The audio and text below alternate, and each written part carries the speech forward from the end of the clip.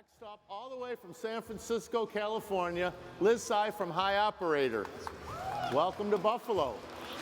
Thanks for coming. Thank you for having us. All right, you got 5 minutes. The show is yours. You got the clicker? Beautiful. Sir. All right, good morning, Buffalo. Thanks for being here. So HiOperator is a super scalable customer service agent. Customer service is a $120 billion industry in the US, and it's one of the two most common jobs that we're excited to bring to Buffalo. We're on a mission to build the friendliest company on earth, and we think Buffalo might just be the secret sauce. So everybody here has probably had a bad customer service experience. Maybe it took a long time, maybe you were routed overseas, or it just seemed like the agent was new and didn't really know what they were doing yet.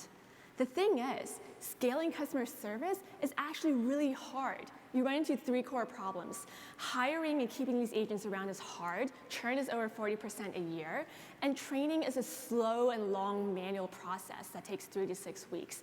And then volume can be highly unpredictable and seasonal. What many companies ultimately try and do, because this is such a big and expensive problem, is they try and outsource, either overseas or within the US. And they save some money because they get to pay these people less, but they're not doing anything to make them better or more productive. And bad customer experience costs companies in the US $62 billion a year. HiOperator solves these problems.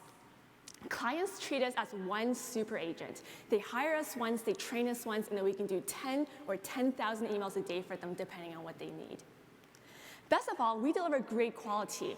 Our customer satisfaction scores, first response times, and time to total solution all tend to be as good or better than that of in-house teams. And our clients love that we charge per ticket and not per seat. So how do we actually make the magic happen behind the scenes here? We start with great people, and then we add in innovative technology. So the typical approach in customer service requires agents to not only remember what to do, but then navigate a bunch of different systems to do it. You have emails, documentation, inventory systems, admin systems, shipping systems. It's really easy to land yourself in browser tab hell. It takes a long time, and it's also easy to just forget to leave a note somewhere. So our approach aims squarely at solving this problem. We take all the systems the customer uses, brings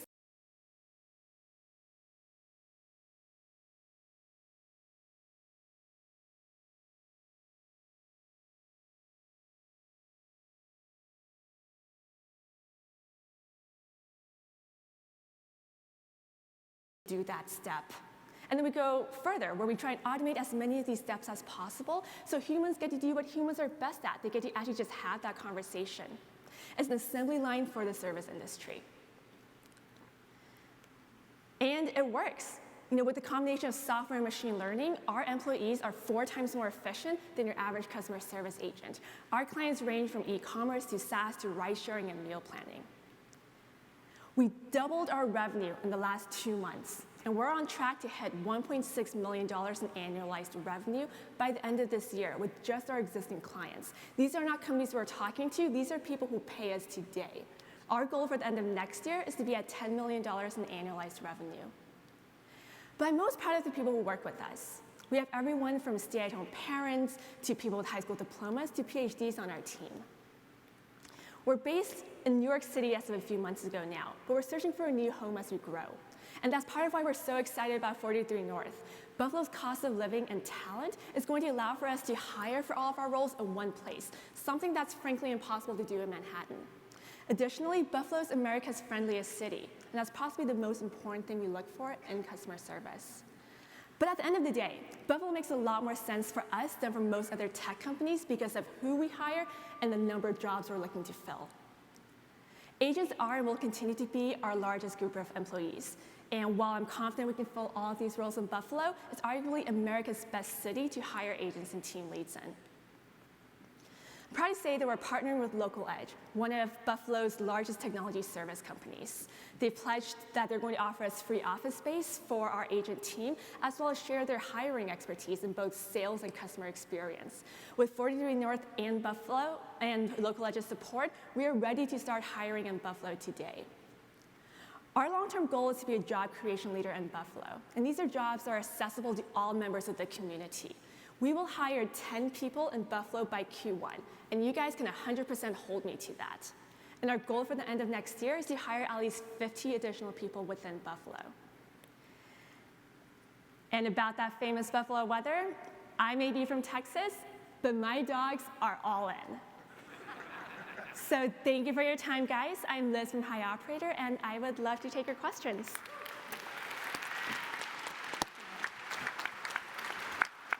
Tulsi, come on out and join us. Okay, Jeff, you go first. My question is in two parts about metrics. So how do you measure an agent's performance, and what sort of key performance indices do you use? And then second, what are you able to report out to your customers around quantifiable benefits of your service? So in terms of agent performance, we track every action that they take in that workflow. I mean, we're at a point where we're not pushing them to meet specific quotas. We're just measuring at the end of every day and every week the amount of gain and efficiency that we're getting. I mean, at this point, we're rolling out features twice a week to make them more efficient. So that's where we get to. In terms of our clients, it depends on what they want to know. I mean, customer satisfaction is really big for a lot of our clients. And so our goal is to say, look, this is what your in-house team does. This is what we do. We're making your clients happier. We're answering them faster. And ultimately, we're making fewer mistakes because of our system. How do you handle the topic of leadership? So an agent's working across multiple companies. Are you looking for a corporate identity with your firm, or are you telling success stories from the lens of a customer to keep the agent motivated and inspired? So every bit of feedback to those customer satisfaction surveys that we send out, we know which agent did that ticket, and we can share with them so they know the impact that they're actually making. And it really helps that they're not spending all their time doing those repetitive tasks. They're having those conversations with the people that they're trying to help. At the end of the day, we believe that genuine customer service fits pretty much every company's brand voice. What's different are the different policies that they have to remember when they're serving different clients, and that's what our system is built for. Thank you. David. Thank you. What are you doing to manage churn, and is there a specific kind of offering that you're offering to your employees so churn is not 40%? So I think call center jobs have this rep of maybe being a relatively low margin and no skills required job, right? And we believe that we can change that with our system because we have higher margins, so we can afford to pay these people more. We do offer benefits to anyone who works full-time hours. But then also, if you look at what they're trying to do, what they're doing is supervising essentially a virtual assembly line. They're not just sitting there answering the phone or typing out emails. And what that means is we believe that we're not just offering jobs, we offer careers. These are people, and all of our team leads in-house are people that started as hourly agents and then we promoted. But also when you're supervising 500 emails that go through a day, that is something where if you have higher level of training, we can start moving people around. You're essentially taking tickets out of workflows. You're essentially just jumping in and doing the parts that humans best at.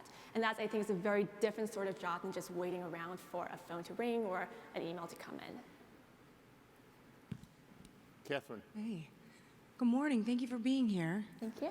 You know, this is the kind of stuff that really gets me excited because you've identified a problem and then you built a solution to fix it. Now, at the end of the day, you're still a service business and you're still in the service industry, but you're tightening that process. So with that said, you still need to hire these customer service reps. Where are they coming from? So right now, we have our team leads in-house with us, but most of our remote agents are remote across the US.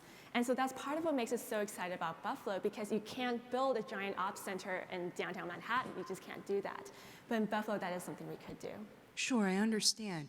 Was there any discussion, maybe at the earlier stages, about just building the product or the software and then selling it to the other service providers so you don't have to deal with the customer service? That was one of the first decisions we had to make for ourselves, and one that investors definitely tried to ask. I think at the end of the day, customer service is such a large industry and there's so much room for impact that there's a lot of value to owning that entire supply chain. We're not looking for a fast exit here. You know, we want to be around in 10, 20, 30 years as a giant private company that employs thousands of people. But the other way to look at it is, and I'll use this example, had Uber built software, and there is white label ride-sharing software, they would be a very different company. Right? Because we don't sell software, every time we roll out a new feature, we improve our efficiencies. That makes our agents' jobs and lives better. We don't have to go back to all of our clients and say, here's a new feature, please implement this. Here's a new feature, please implement this. And we believe that we want to integrate a higher level of automation into customer service to make our agents better and faster. And that's something that's best done when you own the entire supply chain, in a sense, for service. Certainly a different business. Thank you for clarifying. Absolutely. Aaron first. As your company has moved forward, what have you learned in terms of the hiring process so that you even more so avoid churn and can really make sure you're getting the right people, not just based on their salaries being higher, but also just in terms of really having people that are right for company culture, right for the job that you expect them to do?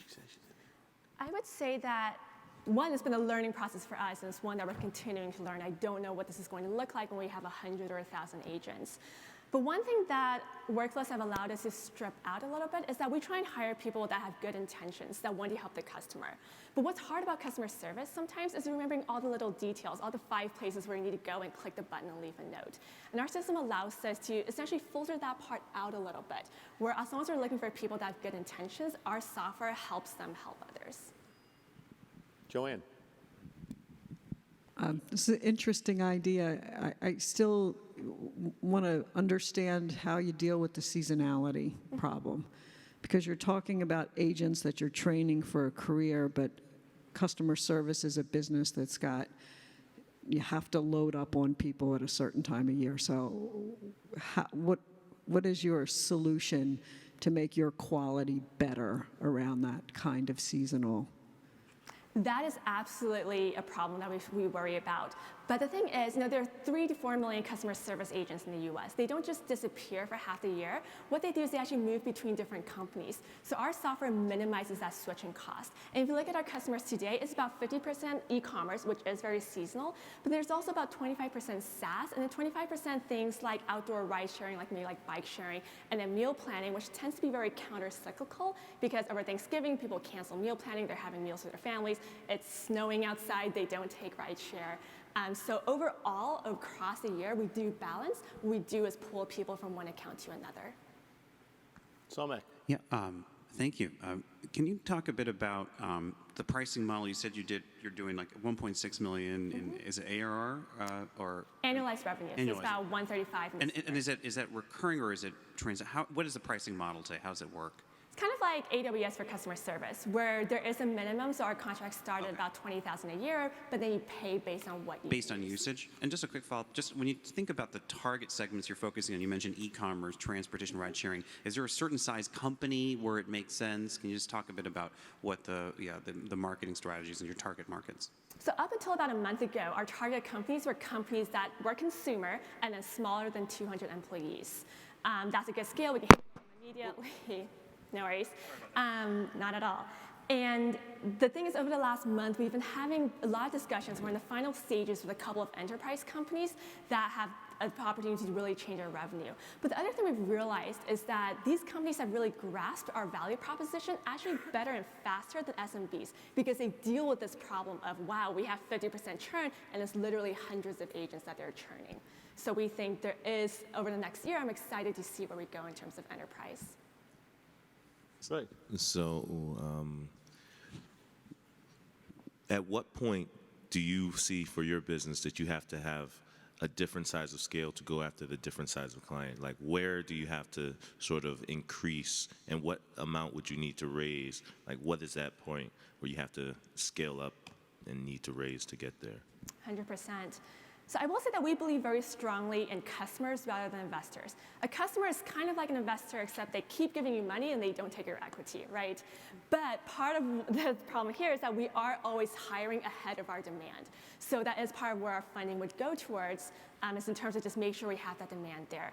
But the other thing is we do ask our clients to treat us as one single superhuman agent, which means we're not going to walk into a giant company and say, give me 100% of your customer service and fire employees. It's not. It's, you have churn, you're going to hire 10 people next month, hire us instead, and then we will grow with you. So in that sense, it's very sticky, but there's also a gradual process into a large company. Anybody else? Could you talk about what? Could you talk about what systems you're integrated with today, and I guess other software platforms that you plan on becoming compatible with in the future? So with e-commerce, we integrate with all the common systems. So if you're using a Zendesk, a Shopify, a Magento, a Shipwire, a ShipStation, those is one click, you generate as an API key, and we're good to go. But the other thing is, because we built this specifically for SMBs, where we can't charge someone a 7-figure implementation fee, is we are, in a sense, UI agnostic. We don't care what your user interface in-house looks like. As long as you store your data in a database in the cloud and we can read and write to that, we can do that. we can integrate with you. It takes a very, very short amount of time. The idea behind that was for us to essentially be a UI agnostic RPA platform. So it's not brittle and dependent on the user interface changing. Quick question. So quick question, defensibility, how do you look at defensibility here? Sure. One is that we're very sticky, so once we're with a company, it's easy for us to scale. But then if you look at existing competition, right, you have your traditional call centers. These were different from them for two reasons. One is that they tend to be a headcount arbitrage model, so the more seats they sell, the more money they get. That's what they do. And part of it is the software, in the sense where because they're headcount, they're labor arbitrage, right? They essentially say, where can I find the cheapest humans, put them all in a room, and hope they get the job done. That's not what we do. We're really building a platform where as technology develops, we can slot that in and make our agents bigger and better. Fabulous. Thank you, ladies. Great job. Thank you. Well done. Thanks for having us. Thanks. We're going to change.